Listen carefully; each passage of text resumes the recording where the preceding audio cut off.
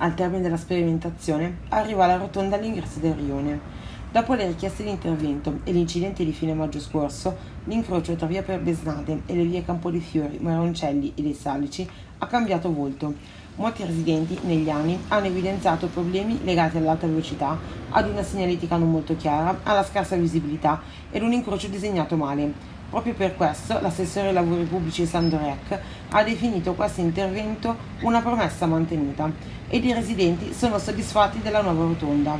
Finalmente una soluzione concreta, commenta un gallaratese.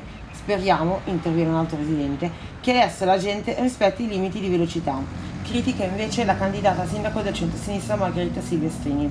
Quando si lavora sulla viabilità bisogna pensare in maniera strategica, non al singolo intervento, ma in maniera più complessiva e consultare chi abita il rione, sottolinea. E se nel rione a nord della città i residenti sono contenti dell'opera, in via Torino c'è chi punta il dito contro il restringimento all'ingresso della rotatoria all'incrocio con via Forze Armate. Che senso ha? Domandano. Qui l'amministrazione di centrodestra, guidata dal sindaco Andrea Cassani, ha voluto dare spazio alla prevenzione. In questa rotatoria, infatti, il 15 gennaio del 2016, un uomo a bordo di una bicicletta è stato investito da un mezzo pesante